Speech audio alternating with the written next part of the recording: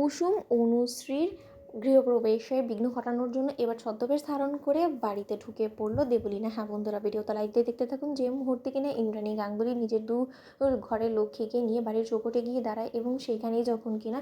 ইন্দ্রাণী গাঙ্গুলি বলতে থাকে যে দাঁড়াও, আর ভেতরে যাওয়া চলবে না তোমাদের, এবার তোমাদেরকে ধুমধাম করে আমি বরণ করে নেবো, তোমাদের গৃহপ্রবেশ হবে, তবেই তোমরা এই বাড়িতে ঢুকবে, এর আগে নয়। ঠিক সেই মুহূর্তে ইন্দ্রাণী গাঙ্গুলি যখন কিনা বরণ ডালা হাতে নিয়ে কুসুম এবং অনুশ্রীকে বরণ করতে থাকে, ঠিক তার পর মুহূর্তে যখন কিনা বলতে থাকে যে না, এবার দুধে আলতার থালার মধ্যে পা দিয়ে তোমরা ঘরে ঢোকো, ঠিক সেই সময় যখন কিনা সেই দুধে আলতার থালার মধ্যে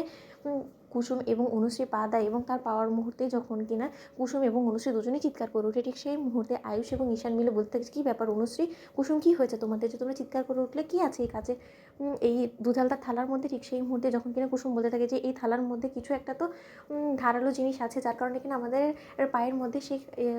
জিনিসটা ফুটে গিয়েছে। ঠিক সেই মুহূর্তে যখন কিনা আয়ুষ কুসুমের পায়ে দেখতে পায় যে কাঁচ শুকে গিয়েছে, ঠিক সেই মুহূর্তে আয়ুষ বলতে থাকে যে মাই দুধে আলতার থালার মধ্যে কাঁচের গুঁড়ো কে মিশিয়ে দিয়েছে বলো তো। ঠিক সেই মুহূর্তে যখন কিনা কুসুমের পিসিমণি বলতে থাকে যে ম্যাডাম, আমি নিজের হাতে দুধে আলতার থালাটা তৈরি করেছি, এর মাঝখানে তো এরকম কোনো কিছু ঘটার কোনো প্রশ্নই ওঠে না। ঠিক সেই মুহূর্তে ইন্দ্রাণী গাঙ্গুলি বলতে থাকে যে কে এমন আছে আমাদের বাড়িতে যে কিনা আমাদের বাড়িতে ঢুকে আমাদের বাড়ির বউয়ের ক্ষতি করার চেষ্টা করছে, এবং সেই মানুষটা যদি একবার আমার চোখের সামনে ধরা পড়ে যায় তাহলে আর আমি ওকে কোনোভাবেই রক্ষে দেবো না। ঠিক সেই মুহূর্তে যখন কিনা ছদ্মবেশ ধারণ করে দেবলীনা বলতে থাকে যে আমি তোমাদের নাকের ডগা দিয়ে এসে তোমাদের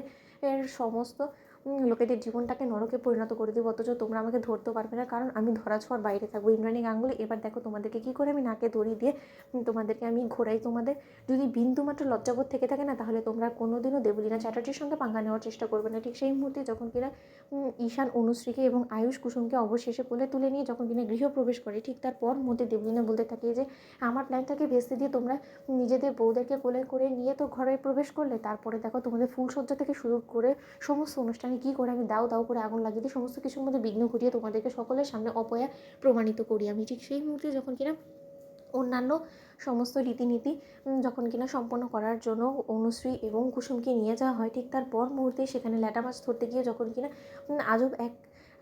কাণ্ড ঘটে বসে, ঠিক সেই মুহূর্তে পাড়া প্রতিবেশী থেকে শুরু করে সমস্ত লোকেরা বলতে থাকে যে এ বাবা, এ কী অলক্ষণী বউ নিয়ে এসেছো গো বলো তো ইন্দ্রাণী, দু বউয়ের মধ্যে কেউই তো কোনো আচার অনুষ্ঠান কোনো কিছুই সম্পন্ন করতে পারছে না ঠিকঠাকভাবে, এরা আবার এই বাড়ির জন্য অপয়া অলক্ষণী প্রমাণিত হবে না তো? কারণ আমার তো মোটেও এদের লক্ষণ দেখে মনে হচ্ছে না যে এরা আদতেও এই পরিবারের লক্ষ্মী হয়ে থাকতে পারবে। ঠিক সেই মুহূর্তে ইন্দ্রাণী গাঙ্গুলি যখন বলতে থাকে যে এই বাড়িতে আমি নিশ্চিত এমন কেউ আছে যে কিনা বারবার করে কুসুম এবং অনুশ্রীকে ক্ষতির মুখে ঠেলে দেওয়ার চেষ্টা করছে, এবং সেই ব্যক্তিটাকে তাকে আমাকে যে করে হোক না কেন যত শীঘ্রই সম্ভব চিহ্নিত করতেই হবে। অন্যদিকে সিকিউরিটি গার্ডকে ডেকে যখন কিনা বারবার করে ইন্দ্রাণী গাঙ্গুলি বলতে থাকে যে সিকিউরিটি, আমরা যখন এই বাড়িতে ছিলাম না তখন এমন কেউ কি এই বাড়িতে ঢুকেছে যে কিনা তোমাদের কাছে সন্দেহভাজন বলে মনে হয়েছে। ঠিক সেই মুহূর্তেই দেবলীনা চমকে উঠে। তো বন্ধুরা, লাইক কমেন্ট শেয়ার করো, সাবস্ক্রাইব করতে ভুলো না।